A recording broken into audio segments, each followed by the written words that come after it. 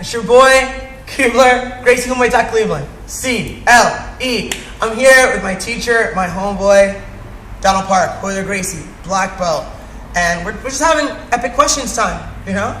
So I want to start with just asking, how did you start teaching in Cleveland? So I first moved to Cleveland 2003 or so. I'd been training at that point, call it 5 or 6 years, with my teachers, Boiler Gracie, and a guy named David Adiv, two of the greatest minds in Jiu-Jitsu. They're still my teachers today. Get a lot of guidance from them. I think for me, at that time, anyone who was involved in Jiu-Jitsu in the mid to late 90s and the early 2000s, things were different back then. Number one, there wasn't a great deal of information out there. Couldn't get on YouTube, couldn't get on the internet. We were all watching grainy copies on VHS to learn techniques. We didn't even know that there were tournaments going on around the country or in Brazil. Two, we all felt like we had a responsibility in Jiu-Jitsu because very few people were learning Jiu-Jitsu back then. And at that point, you know, the UFCs had started. We were kind of getting into the dark era of the UFC where it was off cable and there wasn't a lot of exposure. And so anyone who knew Jiu-Jitsu or understood Jiu-Jitsu, we all had a responsibility, A, to prove that Jiu-Jitsu was the best, B, learn as much Jiu-Jitsu as we could because, you know, it was very difficult to access those sources, and C, try to make sure that the people who wanted to learn Jiu-Jitsu learned in the same way that we did. And so for me, when I moved to Cleveland, I was working at a job that was, 12, 14 hours a day.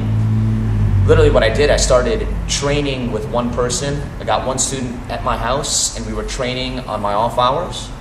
And little by little, that kind of grew, and I called Hoyler and David, and we talked about it, and they were really supportive of me starting something up in Ohio. And since there really wasn't a lot around, there was a small hoist association, a couple other guys doing things. What started in my house, I literally rented some space from an Aikido school down the street that would give me hours from 9 p.m. till whenever we wanted. So I had a 9 p.m. class pretty much every day. It was actually Monday, Wednesday, Thursday. We'd get in at 9. We'd teach from 9 to 11. And then from 11 till usually 1 or 2 in the morning, we would train. And we would fog up the windows in cold Cleveland weather. And sometimes at 2 in the morning, guys would come out of the bar from across the street.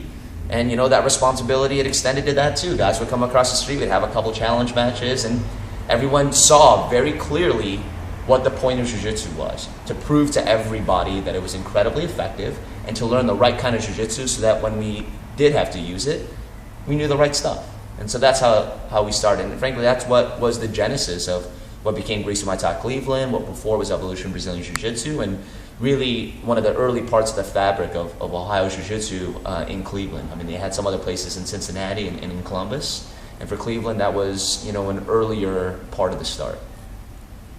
Sick. Very cool. Epic question number 2, and it's super personal, frankly. It's almost awkward to ask a question along these lines, but how did you decide to choose me as the guy when you decided to go to Chicago for business school? You were gonna leave, but you didn't want us to stop training. How were you all right? Here's the dude. It's gonna be this guy. That's a good question. First of all, I feel incredibly proud that the academy here in Cleveland has grown so much. I feel incredibly proud about the platform that we've built and the champions that we've produced on the mat and off from this academy. You yourself, we can look up on the wall here, and you've got countless medals. You just won the Pan Ams. You won it in the same division effectively in the same tournament that I won it. And so that makes me incredibly proud. We've had other guys who won world championships, Pan Ams, people who fought in Abu Dhabi, UFC fighters. And then more importantly, we've had people who've really developed their lives here who aren't professional fighters, right? And so getting to the question of why you, really, when I built this academy, it had absolutely nothing to do with trying to build something that represented me. The whole reason I never called the team Donald Park or Donald Park Jiu-Jitsu or Park Brazilian Jiu-Jitsu or what you see a lot around the country nowadays is because I never wanted to necessarily represent myself or have the academy represent me. I wanted to contribute to it, but I wanted us to all represent something bigger. And what I really wanted to build in Cleveland was something that we could look at and say, you know what, those guys did it right. those guys followed the path that the Gracies had set out for us. They continue to represent that family, and they continue to push that forward. And that was the whole reason we chose the name Evolution, right?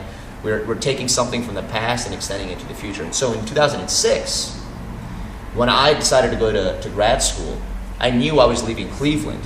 I felt strongly that we had built the foundation for what could be a fantastic, what a great academy, a leader, not just in this area, but for Gracie Maital worldwide, right? And thinking about who could lead that effort, take that platform and build something on top of it, and make it into an academy that was bigger, better, more successful, right? More useful to the community and to our students than I could ever take it as a side job.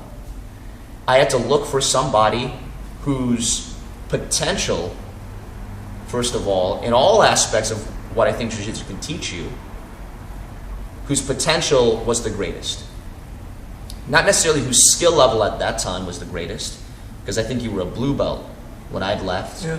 I was a brown belt, and I entrusted the academy to you. And I mean, what were you doing at that time? What was your job back then? I was scooping ice cream.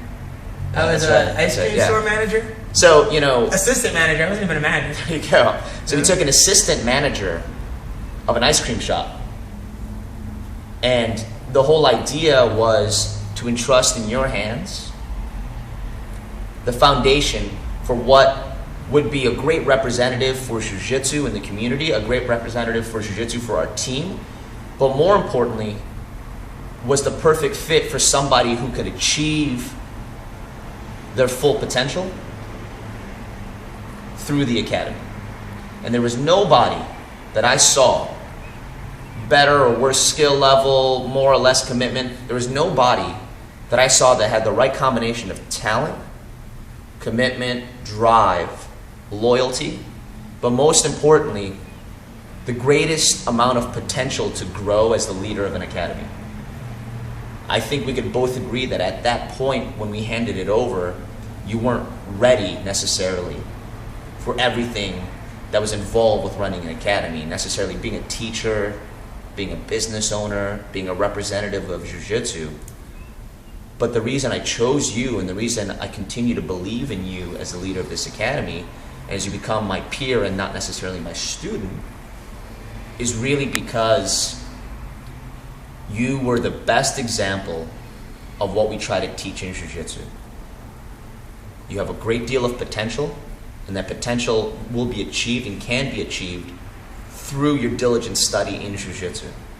And so that combination of how much you can contribute to our team, how much you can contribute to the platform that I built, how much you can make that grow better than I could, but at the same time use that to feed into your own life and achieve your potential, that was the perfect relationship in my mind.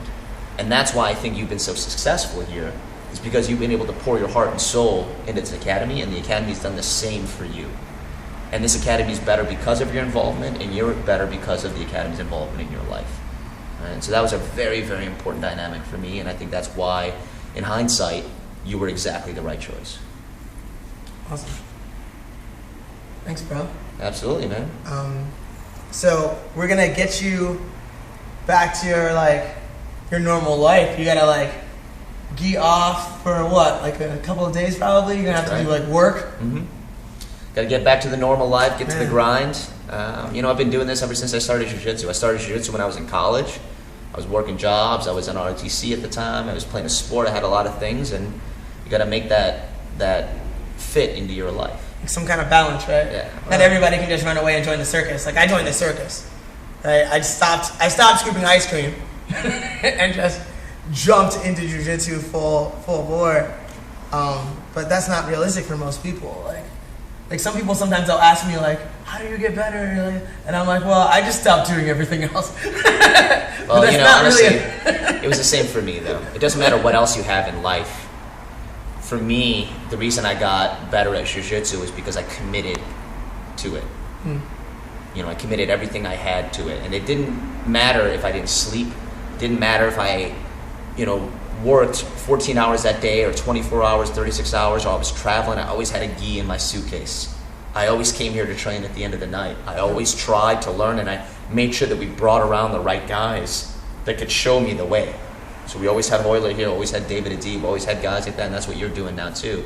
So I don't care what you do in your regular life, whether you have a regular job or you join the circus, whatever you want to call it, right? When you're here, if you're committed, if you're here consistently and you're committed to doing that, you always make sacrifices to be here, and those sacrifices always pay off because you've chosen something that requires a great deal of dedication, and you've given it that dedication. And so I think for both of us, it doesn't matter if it's your full-time job or I got a different full-time job, you and I are exactly the same on the mat. And I think that goes for all of our students, right? When you get on the mat, you're 100%. And that's the great thing about jiu-jitsu. Hoyler says it all the time.